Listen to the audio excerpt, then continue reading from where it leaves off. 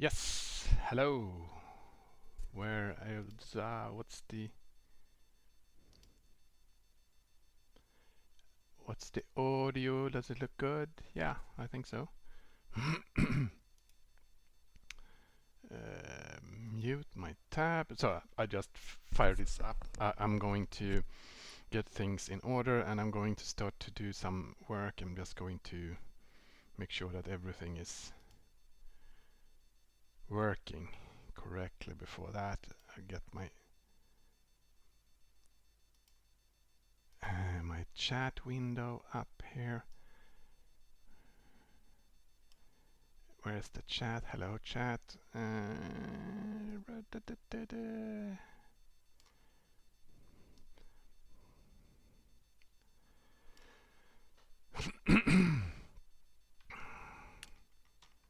So let's see if this works. Yeah, this seems to work. I can.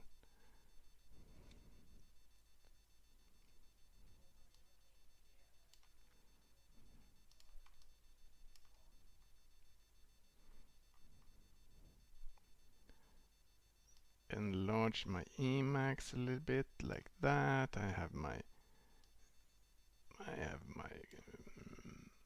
terminal window maximized. We have a PR from Stefan. Yeah, it seems to be fine.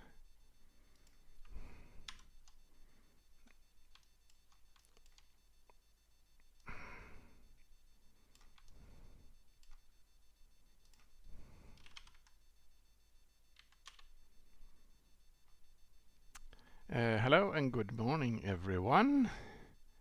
I'm basically just getting things set up here because I start the stream before I have everything up, and pretty much every time I restart OBS, I have restarted a few windows and things like that. So I need to just make sure that all the windows are there, so I can do my switch between them like this.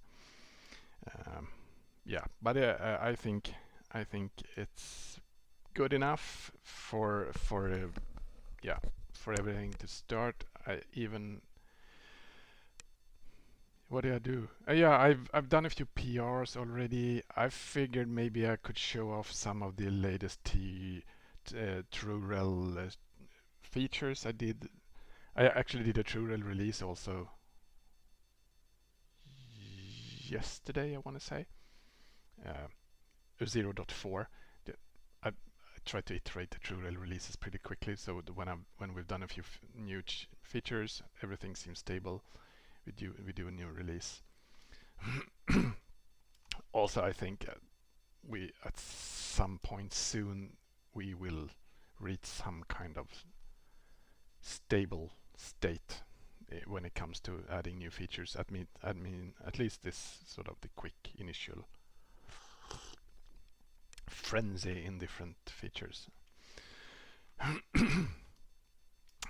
Okay, so let me show off some of the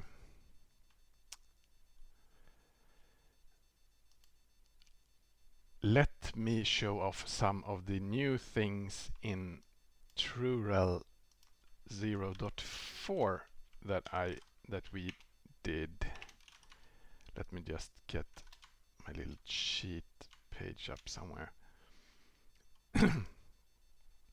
So this is, could even do even larger font, and I can do it like this, and maybe do, yeah, maybe not that. Maybe do a bash. Sorry, I was already in bash. Export PS1. Just to make it a smaller prompt. So if we run TrueRel, it looks like this nowadays. And recently, if you, for example, if you provide a TrueRel URL, provide a URL to it like this, for example, and we do a query part. A is B, B is C, is D, E is F, like this, right? That's just the normal way to do it, and I'm just highlighting this query part. So I added some things around the queries, because it seems queries are what a lot of people are not struggling with, but they want to extract it in different ways.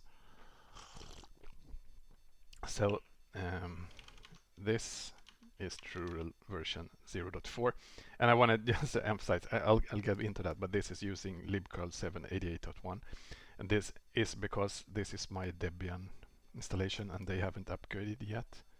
I don't know why, because this is Debian unstable. They're behind, but never mind.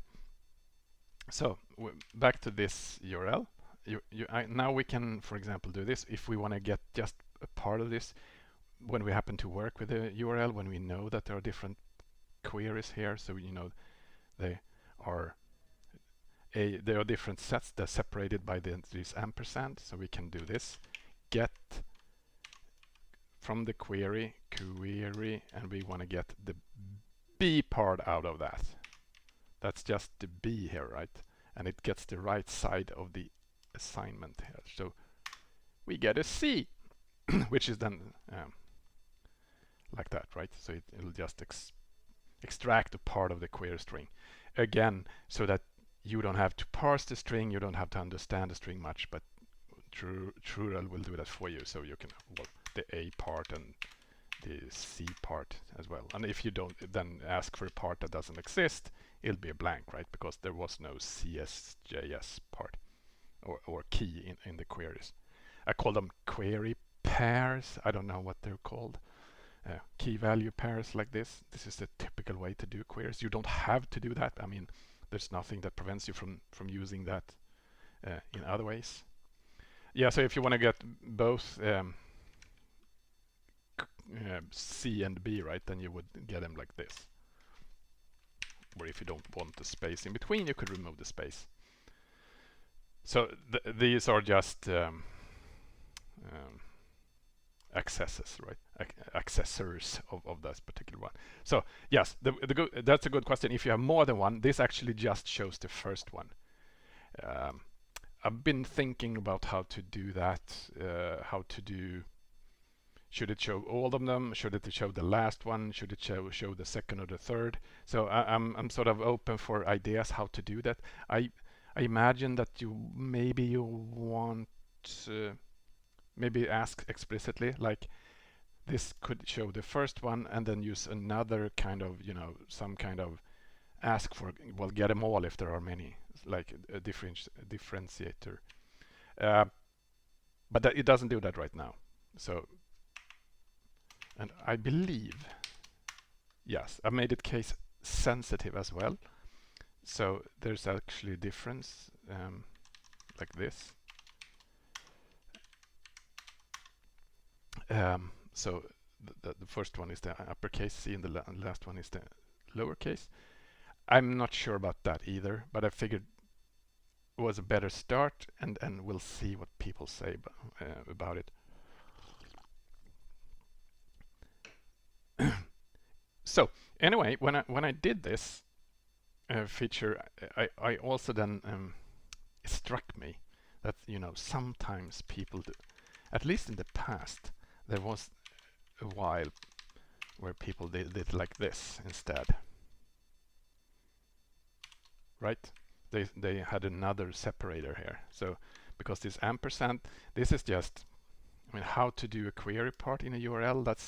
This is kind of a semi-standard, but it's nothing. There's nothing that prevents you, if you make your own site, you could also do it like this, and you just do your own server-side scripts to work with another separator.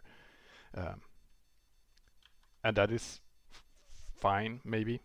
So I added support for that also. So now you can set query separator like this.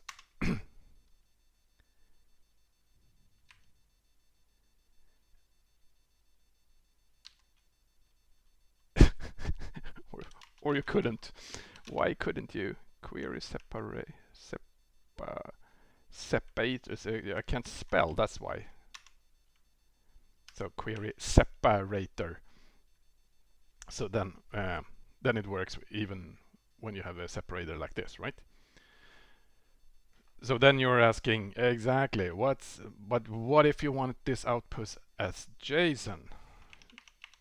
Because everyone wants JSON. So I worked on that as well. So this is yeah, right. Oh, this using the other separators, so we can see how it looks with the semicolon separator. And then you'll see that it makes first the entire object, the entire JSON object, of course, populates with all the URL components that are set in the URL. They are all URL decoded in here, and the query part exists in its entirety here, and then split out, separated by its parameters, then separated by the query separator, which of course then in a more normal case would look like this, right? With ampersands, and then it would look like that. And you'll see that it uses these key value approaches under the params. So this works with JSON even if you do, if you for example have a duplicate, right? So you have the A is also K over there.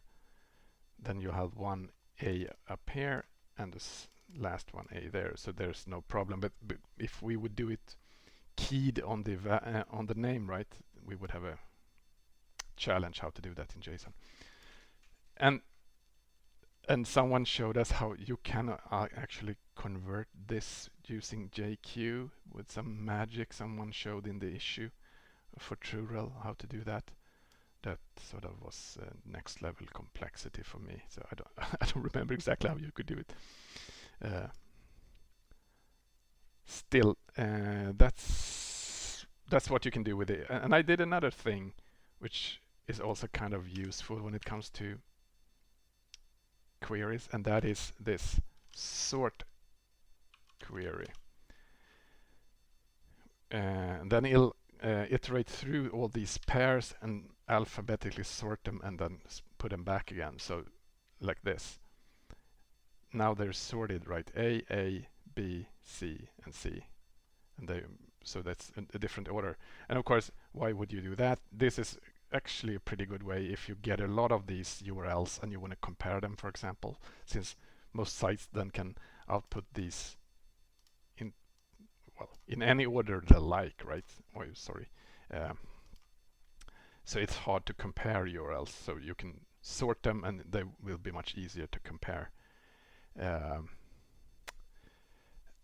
And of course, if you also then you can combine this with this trimming of stuff. For example, if you don't care about the B part, you'll just remove that from the query, and then it will really make it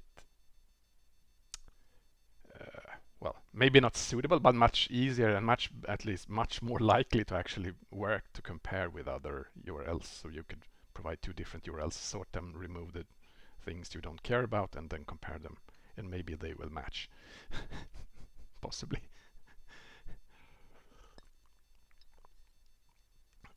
So yeah, those are pretty much the things we added in 0.4. We also fixed a bunch of bugs, of course, so it works slightly better. I added, yeah, I made -a this. I made -a shortcut for append, so that you can use now -a, s, and g as sort of the main short options. It does a few normalizations of URLs, but it does not change backslashes to slashes, because that's an icky area. So backslashes backslashes are not slashes, and really there's really nothing. I mean, that goes into the territory of what a URL is, and that's what WG thing that they sort of they like to make them the same thing and just convert the one to the other, but that's not how a URL was defined originally. So yeah, it's a little bit icky. So now it does not change backslashes, but who would use backslashes in a URL anyway? It does, and someone pointed this out to me. So if you, for example, do this, you do curl and you would use something funny.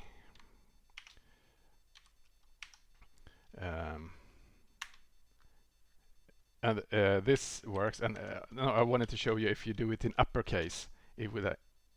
No, it does. I would say that it would. Sometimes it will lowercase it, but when? I don't remember. Sorry. But it does some normalization to some extent. I showed you that before. Well, Windows uses backslashes for path. You don't use backslashes in URLs. That's, you shouldn't confuse these matters, because a URL is not a path, right? A URL is a URL, a path is a path. So in a URL you use slashes, forward slashes if you want. So if you would sort of if you would use backslashes in a URL, that's just because you're being sloppy, or you're buying into the concept that the browser will fix it for you. And sure, they will do that, but yeah. Okay, so it doesn't really normalize those things, but I showed you before on my previous presentation that it will normalize IPv4 addresses, for example. It will normalize a few other things as well. So if you do stuff like that, so there's there's an attempt to normalize the URL a little bit to make sure that you can actually compare them and the outputs easier. But comparing URLs is a really tricky area, so it's error prone.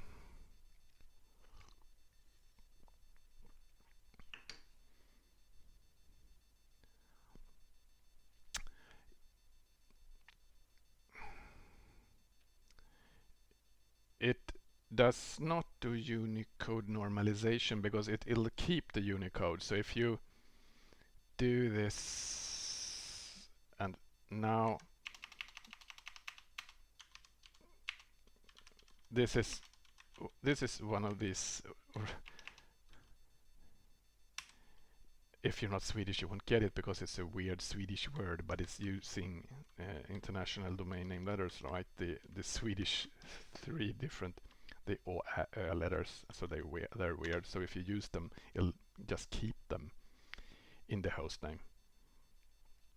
So it doesn't really normalize that, and that is you really cannot do normalizing of Unicode, because Unicode and IDNs in particular, it's a really a mess. So so if you want to keep Unicode, if you want to keep them like this and show and see the international domain name, that's impossible to normalize. Hang on a second.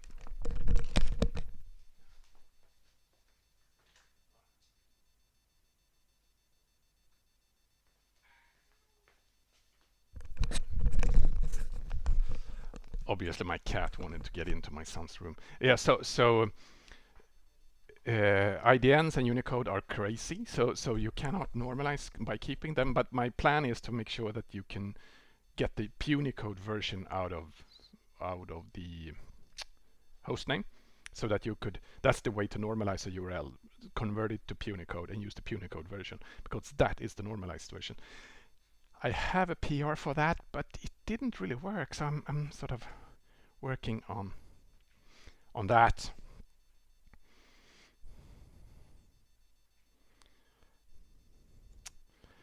Yeah, the normalization would then possibly exactly to convert from punycode back to Unicode. So possibly that would be, but that's icky as well because then you get into the territory that uh, maybe you can't even show that Unicode in your terminal or whatever. So uh, normalizing Unicode output is going to be a really icky area. So I prefer to normalizing is better to do with Unicode only. And I figure I will do that. I have a PR for that, or I don't have a PR yet, but I have a patch for it, but it didn't work, as I said. So it was a bit of a strange. I don't know why it didn't work.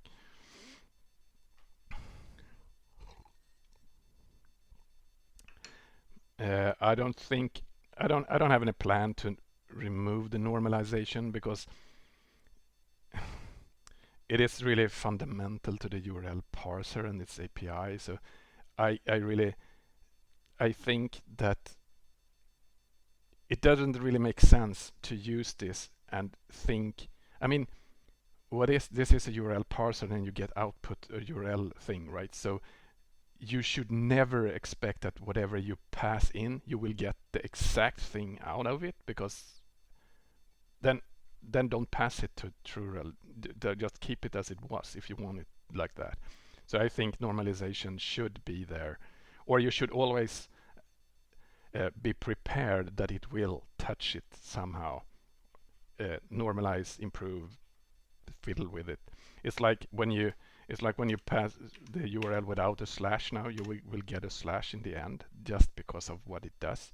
That's a part of the normalization, and there's no way to tell it not to do this. Uh,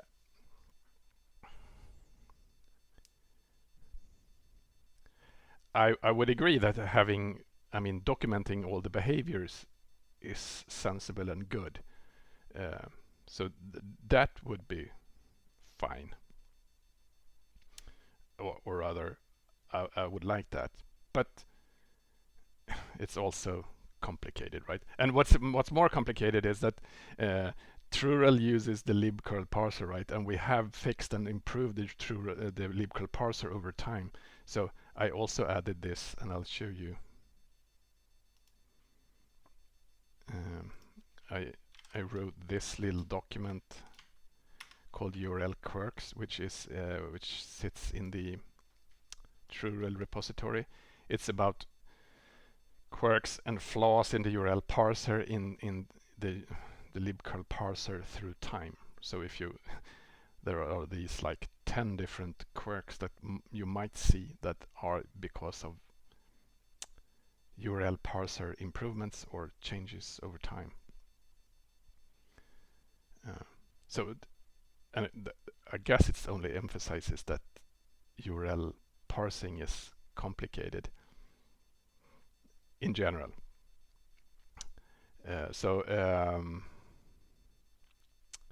Yeah, back to documentation. Sure, I want it to be documented as good as possible.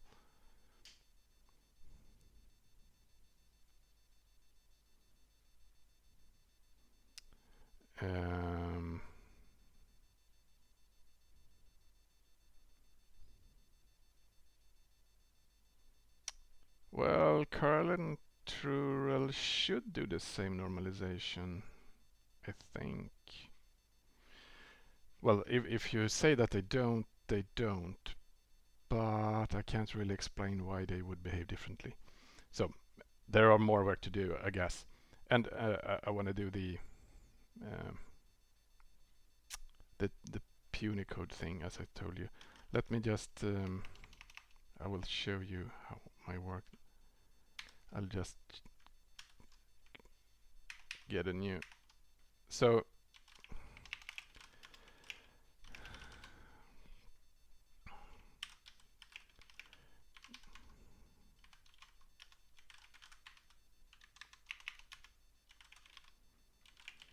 I did this.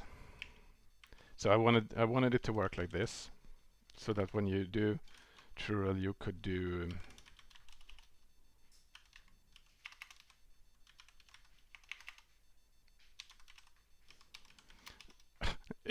sometimes it's really hard, to type all these different IDN domain names. That's why I use this, because I know that this one actually exists. So if you actually go to this with curl, it actually, if you spell it correctly, it might work. Then that works. So it'll actually convert to this punycode name, right? So I want TrueRel to be able to show that punycode. So I wanted it to be like, I wanted it to work like this. So you could do puny of the host, and that would show the puny-coded version of the host name. But it doesn't work. And what is weird is that oops.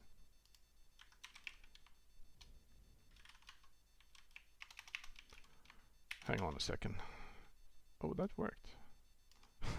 I accidentally closed my Emacs.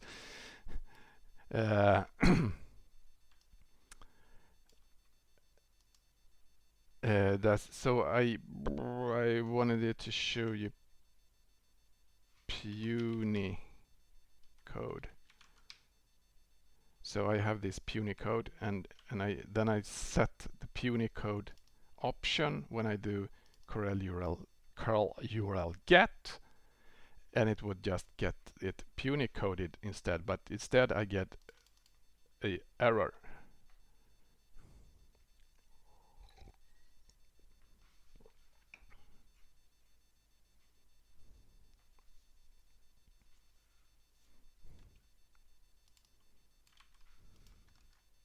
That's pay TM.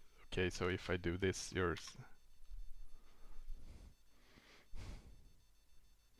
yeah, but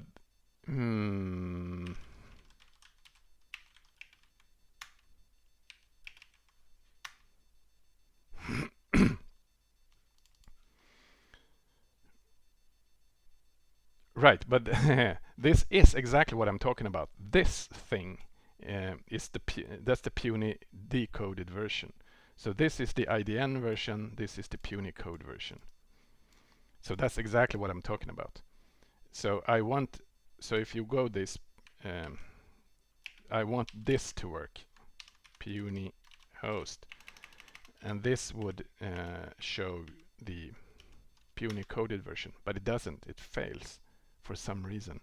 And if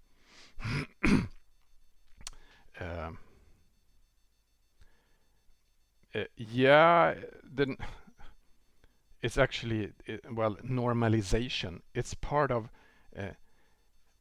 so when you convert this is the IDN, the international domain name, right? That's otherwise you can't use Unicode in here. So when converting from Unicode to the puny code, it will handle a bunch of these things and translate it to plain ASCII from the Unicode version. So yes, it's sort of a normalizing, and it's a weird process. I don't actually know about it exactly how it works, but let me show you another fun example. I'll just Google up another thing, because this is how you can do it. Let me just, because it comes from some old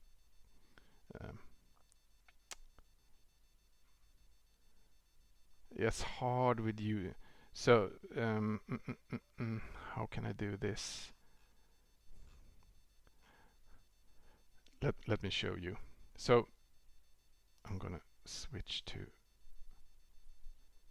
Firefox and hide the Firefox there, and I'm going to switch to this. I did this blog post about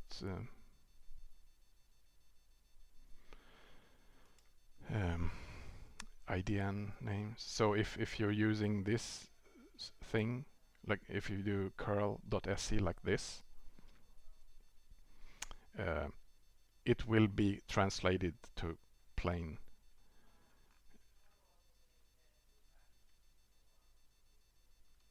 plain ASCII version. And I wanted to show you, because there's this cool site, so we could do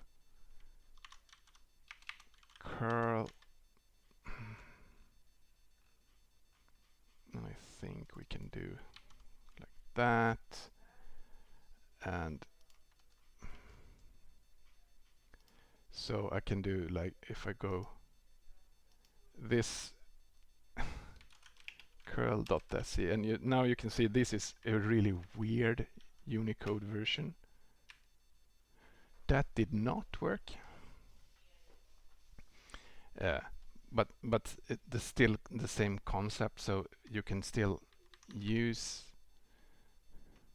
weird Unicode signs.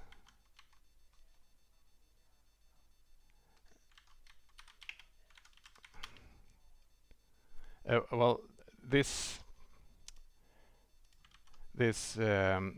confusables page is this one, and you can read my blog post is on this URL. So basically, you can mangle the Unicode version, and it might still generate the same punycode version out of it. Not that my examples here were any good, because they did not generate the same curl. I don't know why, actually. I wonder if it's because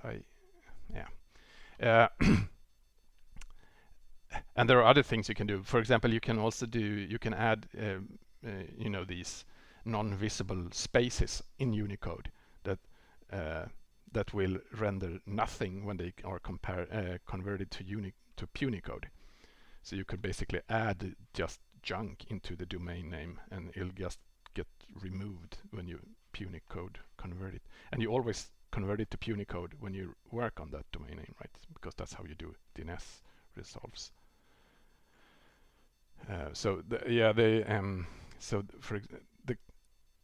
The magic combination, for example, is like this. This is, if you see this, E288B. This is a zero with space in Unicode.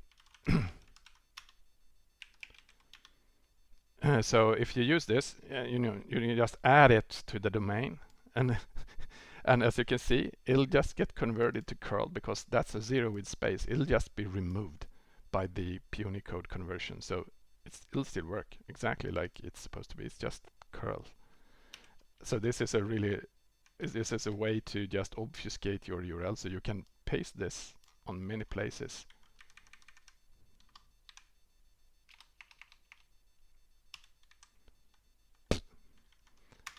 And it still works, because that's a zero with space. So and of course, going back to TrueRel,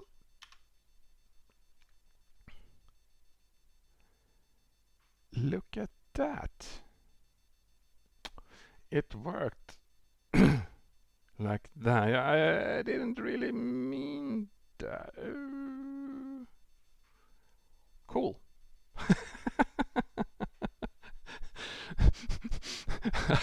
I was going to say that it doesn't do anything with them, but it did.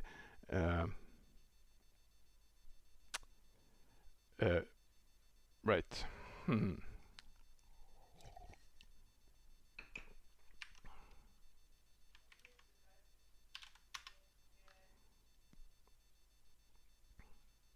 Exactly. That's exactly your point. Exactly. So they're actually still there. They're just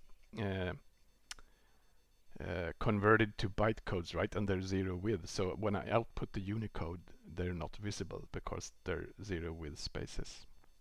So yes, that's exactly what happens. So that's E2, E2, E2. So it's three of them. Ha. How nasty. So yeah, I need to do something about it, I guess. It's a little bit magic, and the problem with this is that I can't easily show them URL encoded when I show the hostname again, because I want the hostname to show the IDN name version, and then I need it to be Unicode. So I don't know when to URL encode and when to keep it as Unicode.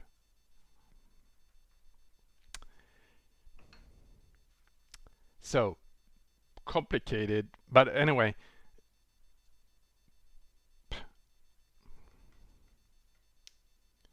URL encoded null bytes in query. Oh well, yeah. Well, I guess it does and doesn't. I guess what the problem with everything.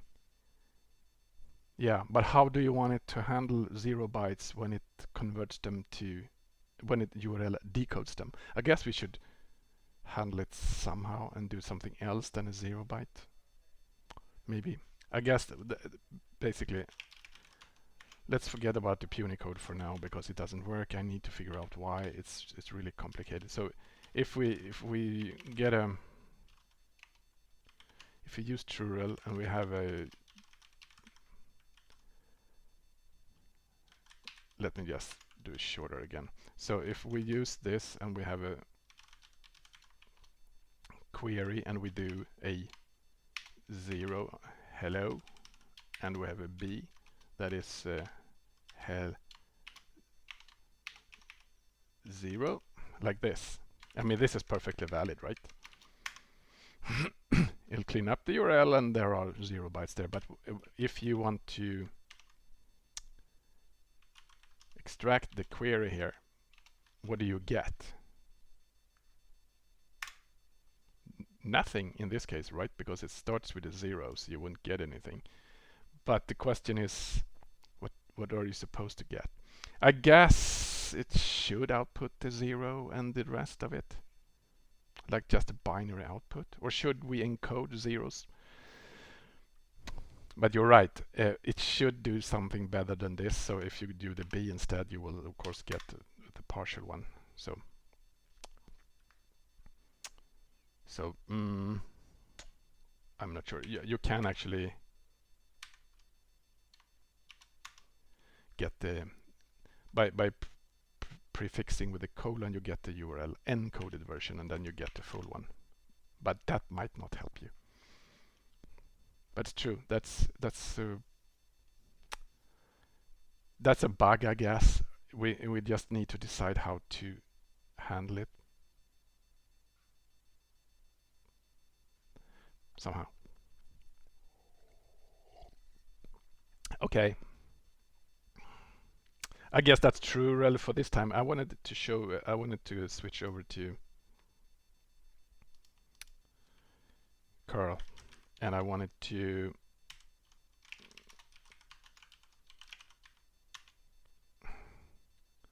but it's actually not a C string. Well, it is a C string reason, but I know the length, and I just sort of opted to output the string like that. I can actually work around it fairly easy. I just didn't really think about that case. So it's a little bit of a mix. So I wanted to get into curl now because let me give you a little background. This is where we okay, I don't know what I wanted to show you. I wanted to show you that the other day we merged the support for this option.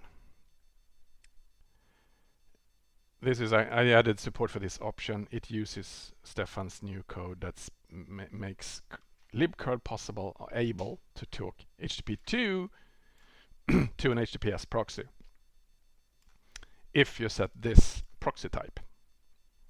So sure, you set this proxy type, then it might speak HTTP2 to your HTTPS proxy. Yay. But and that's fine, but there's no way for the command line tool to set this option yet because this is a new option, and we don't want curl to just magically go with HTTP2 with an HTTPS proxy because that might introduce some new side effects for you and your proxy use. So we better not go there without the user asking for it. So I want to introduce a way for the user to ask for this proxy type, and that is what I wanted to do today. I sent an email the other day about how we should make this work the best way. I mean, how should the option work? And we have some discussion on that on the mailing list, but I'm going to move forward anyway with a way to do it that just makes it work, and then we can sort of maybe keep the discussion alive a while longer and see where we end up, and maybe I need to adjust my patch or whatever. I wanted to just go ahead and get something working first at least. So here's the curl code for parsing command line arguments. There are a lot of command line arguments, and this is one that is going to be about proxy, right? So I wanted to maybe extend the ones that are, well, there's a HTTP2 option somewhere.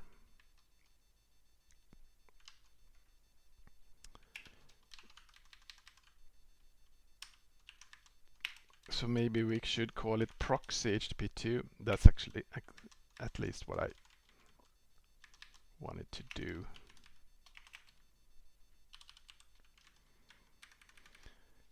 And I wanted this option to work like the user allows curl to negotiate HTTP2. So it'll still sort of allow either an older version or HTTP2.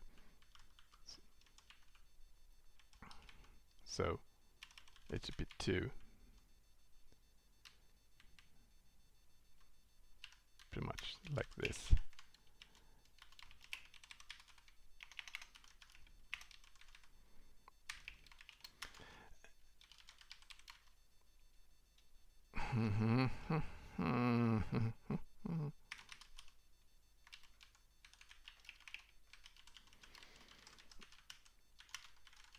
No, I don't remember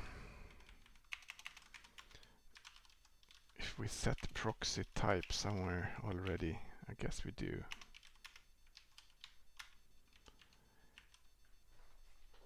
Proxy ver. So curl can talk with a lot of different kinds of proxies or proxy types, to speak this API call, right? So this tells libcurl what kind of proxy. So you set proxy here. That's the curl host name, or it can actually even have a prefix like a scheme. But you can override, if you set a scheme, it'll use that as a type, but you can override that specifically by setting a type as well.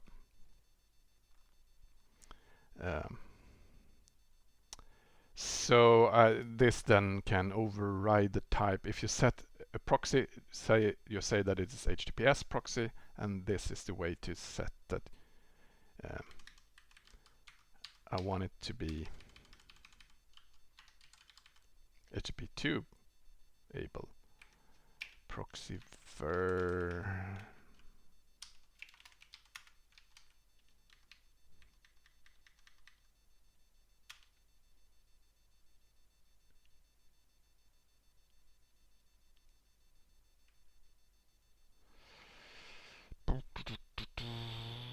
Okay.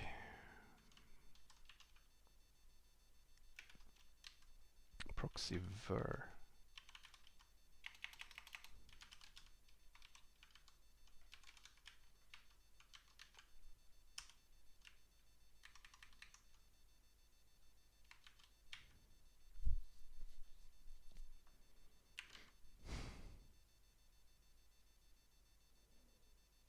And now, of course, okay,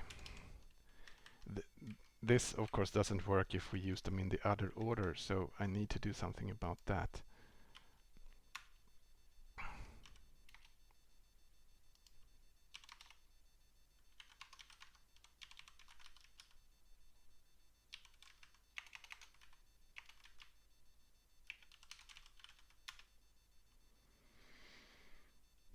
So now it accepts the argument, right? So, and then we would do like this and have a HTTPS proxy. I don't have any set up, I believe. So if I would just use a random site as a proxy,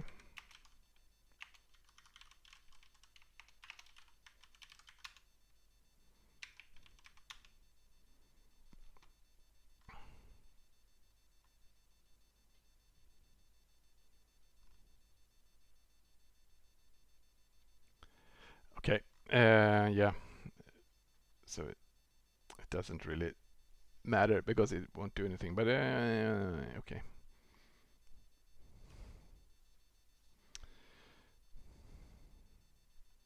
What I wanted to check is that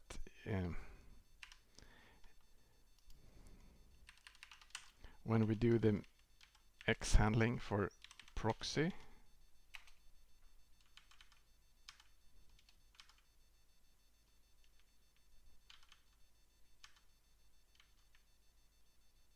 which one is that?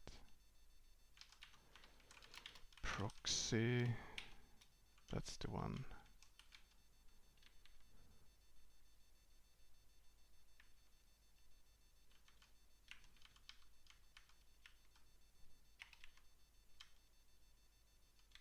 Here's the one. So then it overrides the proxy var. So when I set it like this, it'll get overwritten there.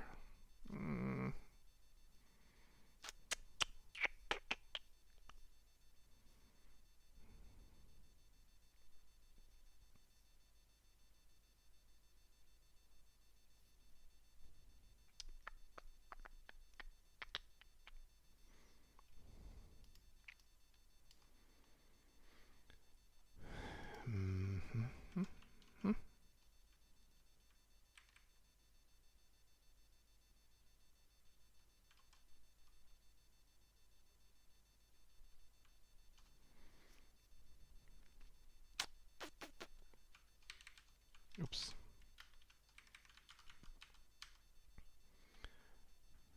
SOX5 for a SOX5 host name HTTP 1.0. This is the new one that's not correct, so I need to do it differently so that doesn't override it immediately.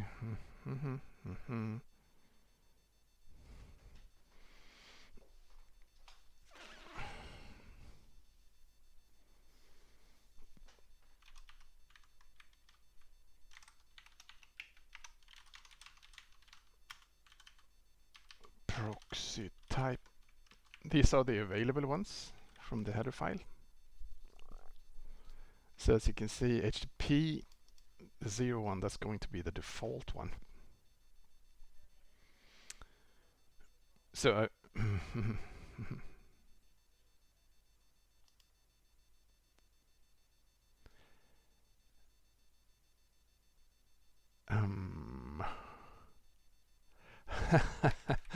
and it has struck me that this is 0. So,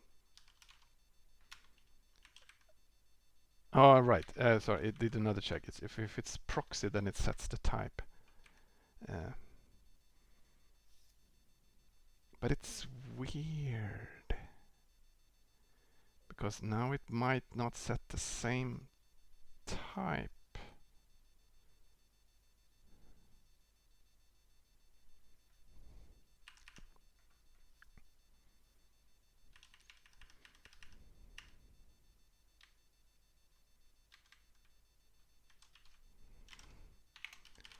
I need to check because what happens if the type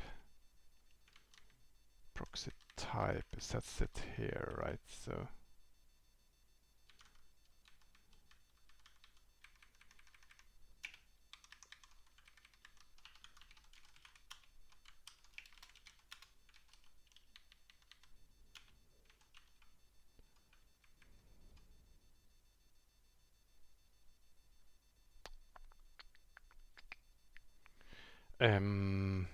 okay, I realize this is not the most exciting thing to see on a live stream, but anyway, I'm struggling just to get my head around how I want it to work.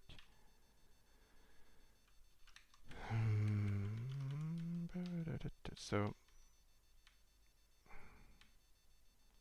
because my first feeling was to just do the if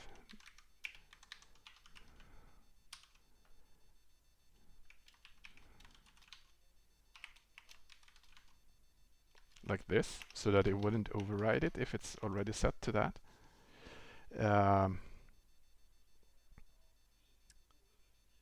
This will work, maybe.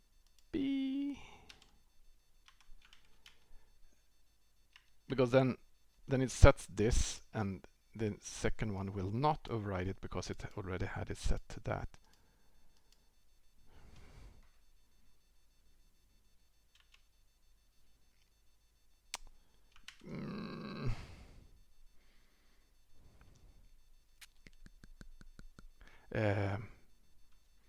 I guess I guess maybe start with that. Feels a little bit icky.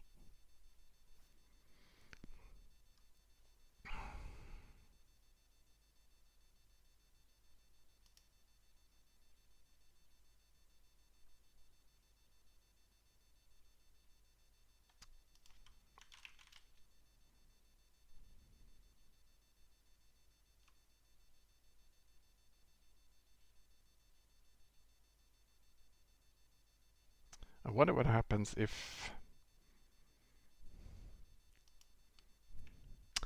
I mean this there's a weird mix here of, because there's a difference between a HTTP proxy and an HTTPS proxy. But I guess this one is never set by.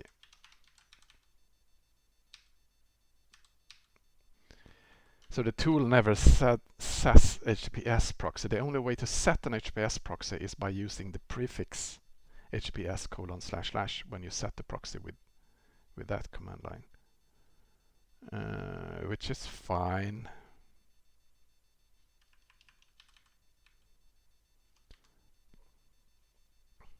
But what happens if you set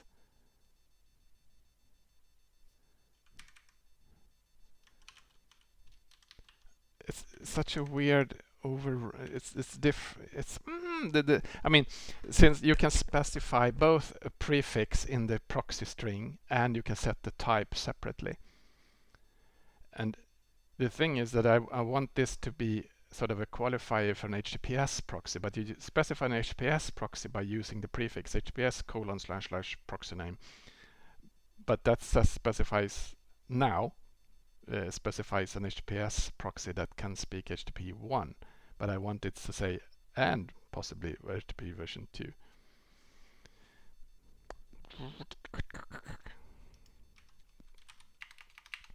Maybe I should just start with this and see how this works. I got a little bit of a headache about that. Let me just leave it for now, that particular thing. And you know, one of the most annoying part with adding a new command line option is that I have to write the documentation for it. So this is how I write documentation for something. So this is a new command line option, and I have to create a new file for documenting this new option. So there's a single file for every command line option, and this is how it looks. This is the format for a single command line option documentation. Copyright, license, blah blah, long version of the command line option without any leading dashes. Okay, versions probably. Maybe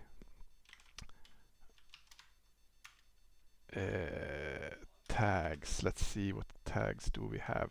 I don't have any tags listed there. I want to docs command line grep tags. We only have versions in HTTP2. Well, this is HTTP2, so let's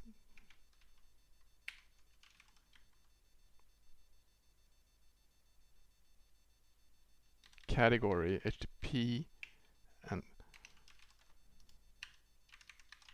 category. There's a proxy one, I hope. There's a proxy one. Proxy. Okay. Protocols added 8.1.0 mutext none requires HTTP2. See also proxy. Help. Use HTTP2 with HTTPS proxy. See also. There's a bug. See also. Let me go and see. See also. Yeah, there are 2 see alsos. I don't think it can manage 2 see alsos. Let's fix that.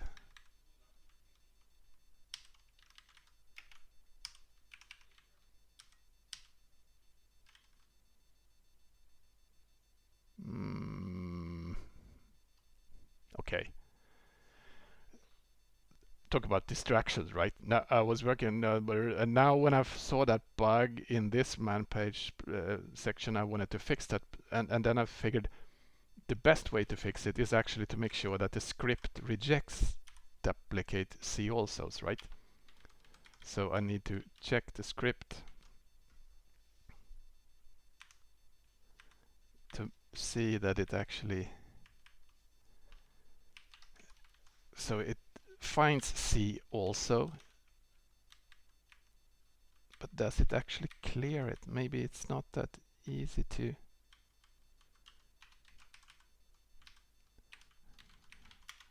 If see also.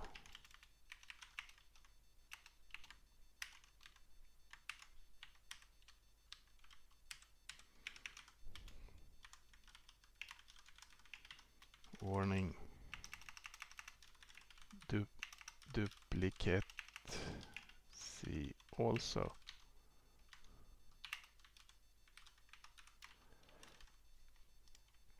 So this script is the one that runs here, that generates the complete man page. That didn't detect anything. Did I actually? So okay then. Let me first revert my fix. So if I restore this file, then I should bring back the bug, right? So then yes, it actually did find it.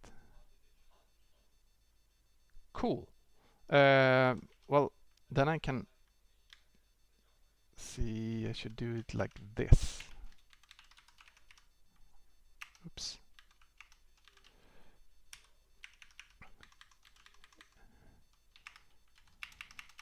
Duplicate see also in duplicated.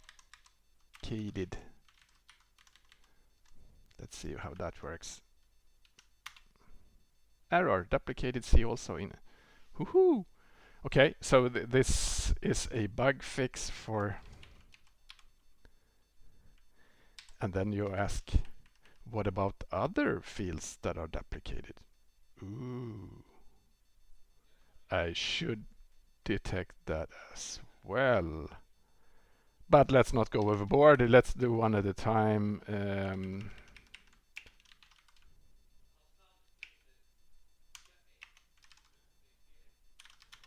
Save the updated version again and see that we don't get an error. So yes. And let's do a branch. Gen dup see also. Check in that one and that one.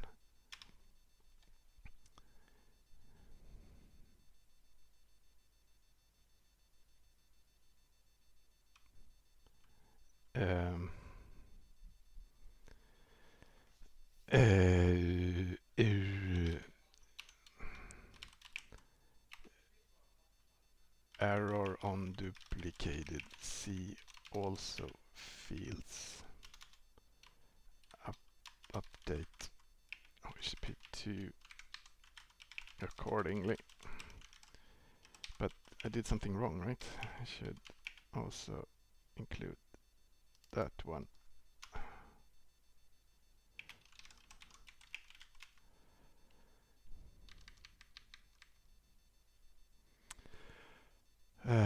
It's actually really good to do the checks as strict as possible so that we can detect those mistakes and fix them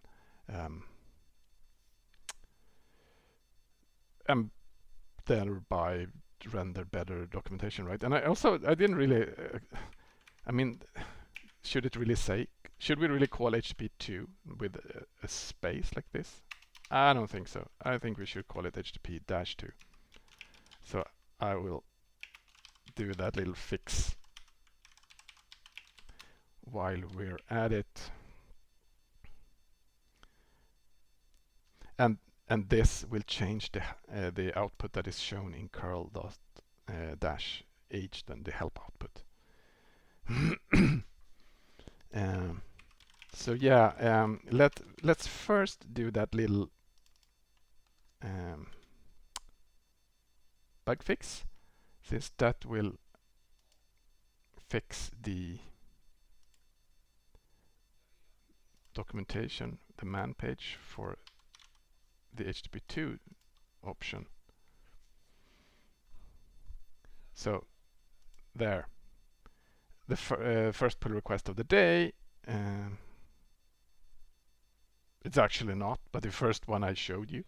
I did a few others before I started the stream. So anyway, back to where I was. So pull the stack. Now, where were we? What did I do? Oh, right. I didn't. I never added the new documentation file to Git, so the Git status doesn't show it as a change because it's not there. So back to see also proxy help use blah blah category example proxy. Yeah, proxy, something like that. It's if used multi-single append blah blah blah. It's a boolean, right? So it's tell curl to try negotiate HTTP version 2 with a HTTPS proxy.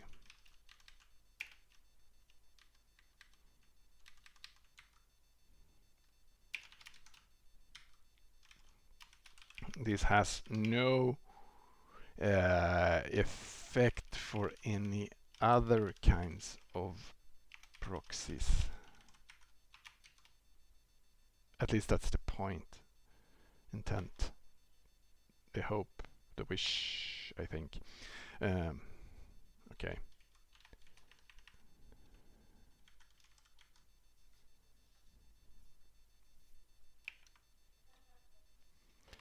The proxy might still only offer HTTP1 and then curl will stick.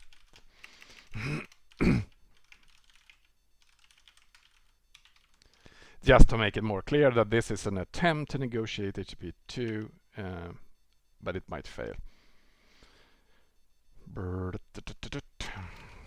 Okay. A rather brief documentation, but still.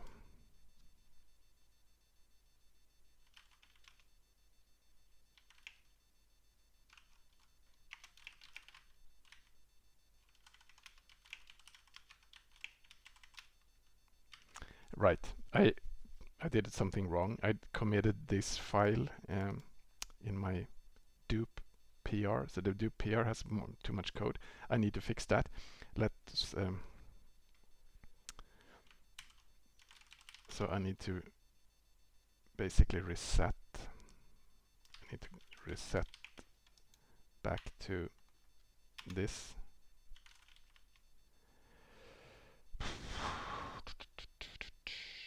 Let me do this.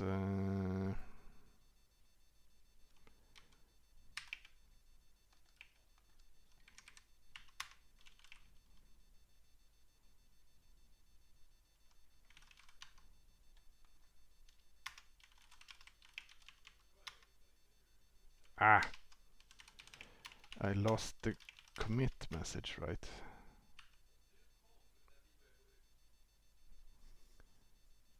Wait a minute. Okay, let's reset origin master.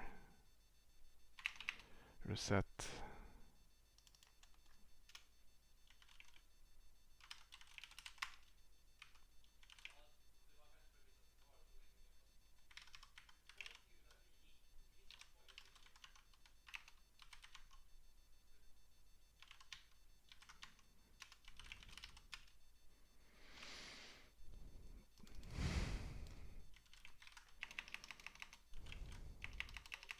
I just wanted to, so I'm just going to copy the,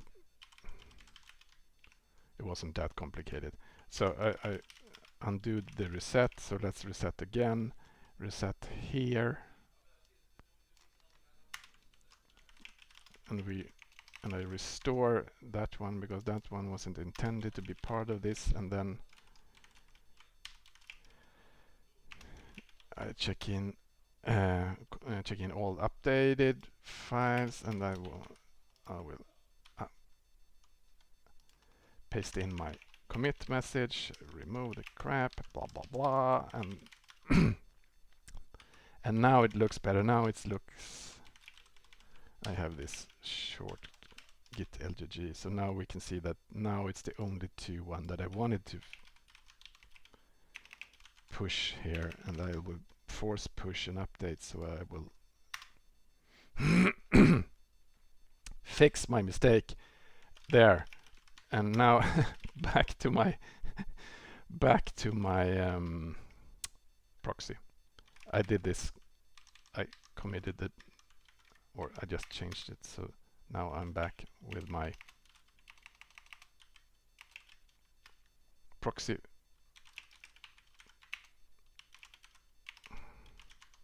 HTTP proxy HTTP2, I'll call it, and I'll add the document for how to add it. And when I've added the man page section, I also need to add it to the list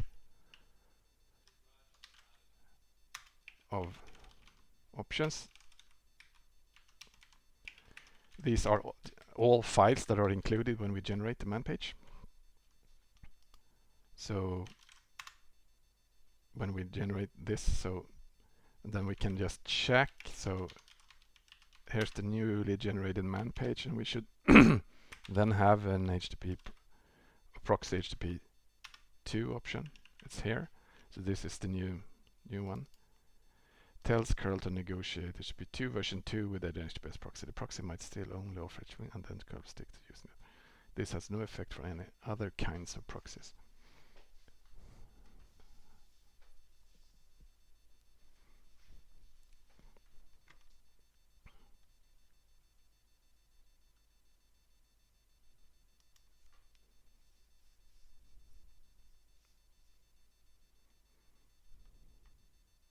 Yeah, I guess that works.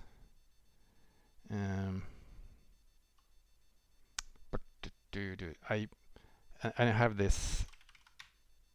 I know that we have tests for verifying that the man page has the same options as the curl-h, the help output. I just can't remember which test number that is. I did remember 1139.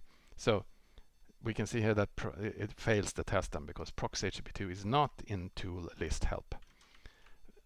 That's the help output. So it's a pretty good test actually to just make sure that the man page and the help output are in sync, so they have the same set of options documented. So if they don't, there's something wrong. So this has a helpful description how to regenerate this. cd docs command line ops, and then we generate a new source file like this. Boom.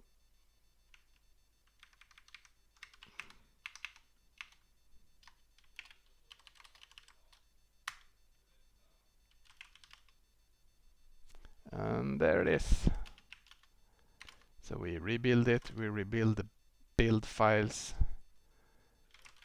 and we run the test 1139 again. Ooh, and now it worked. Magic. Things that are working. Maybe. Possibly. And we commit them all. Wrong. We commit them all like this. Curl add proxy HTTP2 for trying HTTP2 with an HTTPS proxy. So I don't have any test for this, but my plan is maybe to push that to Stefan. The thing is that we have tests that are using HTTP2 to the proxy, and they are now enabled with a little debug approach. So I'm thinking maybe I could just enable those tests with this option later.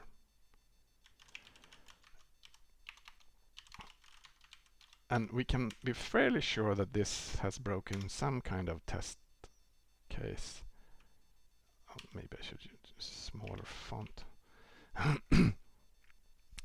So the tests take a while to run, and this of course only this only runs the tests on my particular config, right? So it's not at all covering, but I'm just making sure that I didn't break anything really bad, and apparently I didn't. The first 200 at least runs fine. So thank you. Just it'll take a few minutes to run through this. Hello, Stroopwaffle. I'm doing good today. I've done some good stuff. What's nagging in the back of my mind is still that punycode thing in TrueRel, and I don't know why it fails. So I need to go back to that and try to understand it. It's really weird because it's actually a libcurl function call that returns error. Anyway, so now I think I did this HTTP2 proxy option proper now. So yeah, if I'll just wait. It'll take. It says it estimates another 5 minutes until completion. So I'm going to let this run through and then do a pull request. Yeah, the TrueRel toy has actually turned out to be a pretty good test case for the URL parser. I think I've actually fixed 3 bugs by now in the URL parser and the API since I started playing with TrueRel. So I think it's been a good outcome for the curl side as well. Not only a distraction for me. So yeah.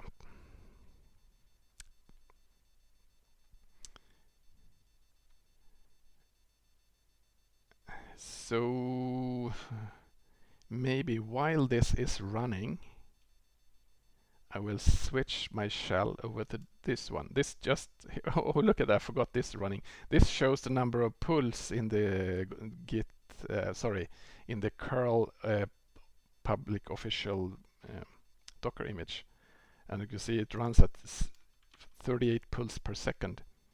Actually, 36 pulse per second over the last long time. So 5 billion pulse. I wanted to just go here and so while in the other shell here it keeps running the tests, I will just make a pull request like that. I'll push it there and the tests keep running here, and I will switch over to my Firefox and make a pull request. Boom. Labels, proxy, command line, something like that.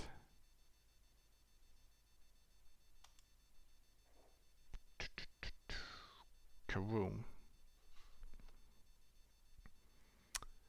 And then we're go. So back to the tests, or I can just even do this. So you can get to see the test cases in all. Keep running, and I run these without Valgrind now because running them with Valgrind is a better test, but takes so much longer. Look at that! So is in the option directory, but not in options inversions. Indeed, I had forgot about that. So I have this other document that's now not in sync called options inversions. It's not very complicated. It shows options and in which version we introduce them. So for example, we add proxy HTTP2. We add that in 8.1.0 because that's the next version, right? So that's going to be the next release. So I know that this is where this option is going to show up. So let me try test 971 again, and it works. Fix up. Since I already pushed it, so I will just push it again. So then do the update. And then we can rerun the test suite. But now we've, of course, I don't know if we want to wait for this or not, but that's the test suite again. Sometimes I actually run the test suite in a randomized order so that I don't have to do the tests in the same. There's a switch for that. So possibly we can find the trigger ones faster. So where are we?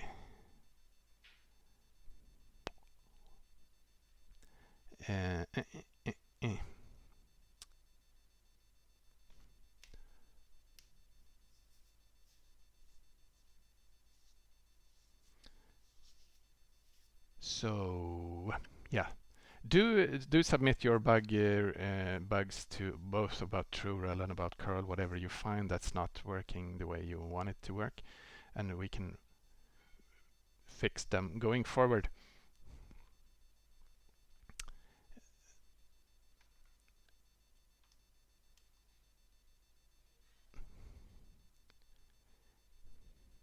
This HTTP2 support over HTTPS proxies is of course brand new, so this is going to be interesting to see if we actually have any users that want it and are going to use it and how it runs.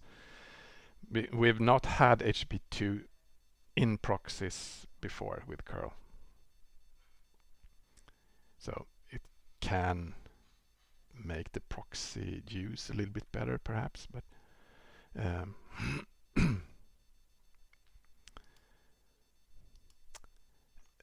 yeah. So we are, and now maybe we should just go and check the general state of pull requests. So this is the new pull request that I just created, right? And this is the one I just created minutes before. So let's see how that runs. It hasn't really gotten anywhere yet. Well, a bunch of builds seem to work, a bunch of builds are still pending. I believe this one. This let's check at this particular failure. I think I know what it is. It is exactly. So this is an issue. Let me go back. This particular bug, the build failure here, is already a issue filed here. Bam.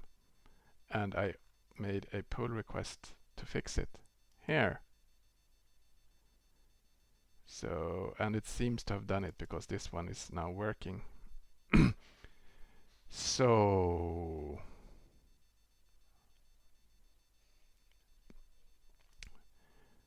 basically I just modified a little bit of code to make the compiler happier. So maybe I can, and over here, over in the terminal here, I just wanted to get it past a little bit more. Maybe we can ignore that now. Maybe we should just, we're happy with that, and we'll let the CIs on GitHub verify the rest. Here, let's check on Stefan's fix, copy and paste.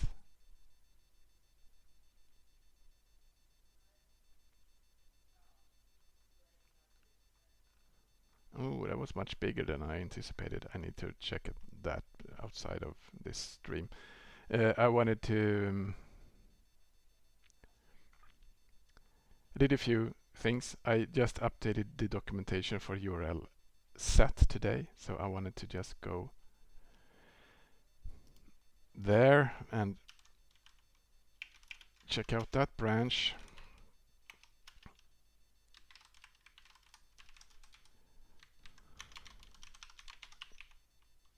This is 10.921.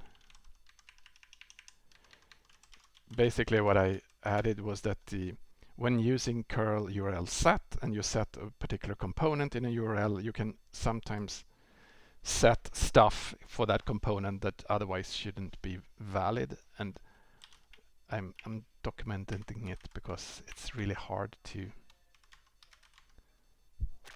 make sure that it's not going to be the case ever. So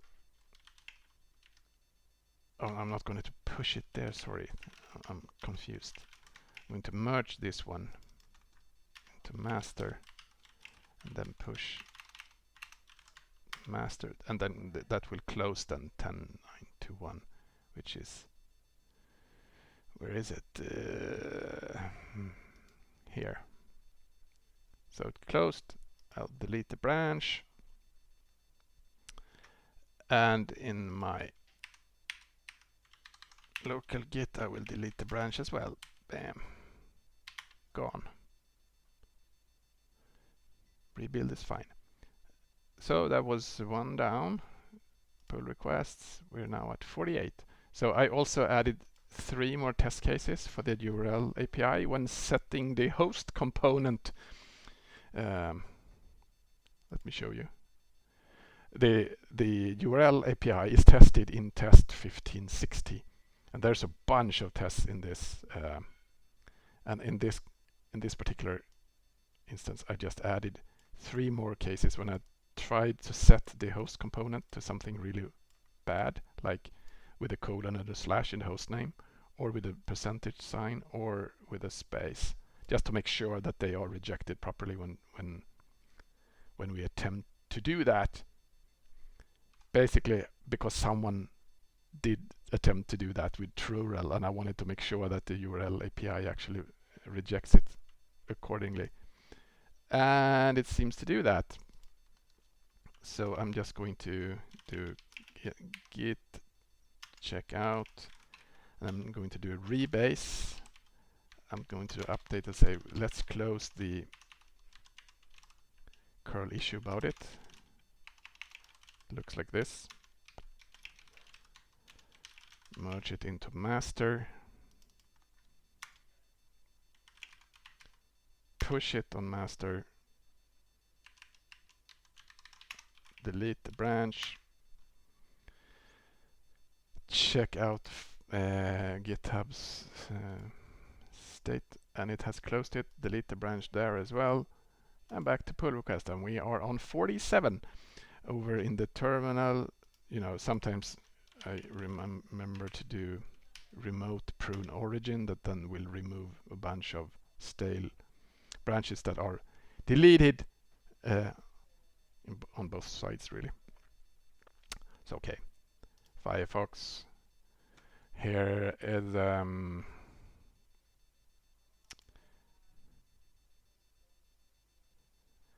let's leave that to complete all the CI jobs first, so that I didn't mess up. It actually should just fix one of the builds, and that build runs fine. Here's another fail.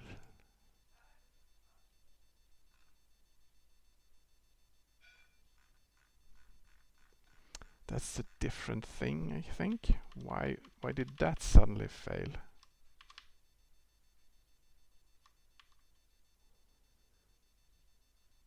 Ooh,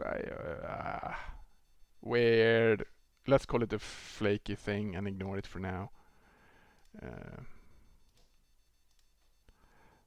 Oops. So, I think I'm going to take a pause from this. I've been doing this now for 1.5 hours. We did some good stuff with TrueRel. I landed a bunch of pull requests. I did some pull requests. We have a HTTP2 for proxy pull request there. Yeah, it's been a good morning. So if you have any questions, fire them away. If you have any issues, submit them.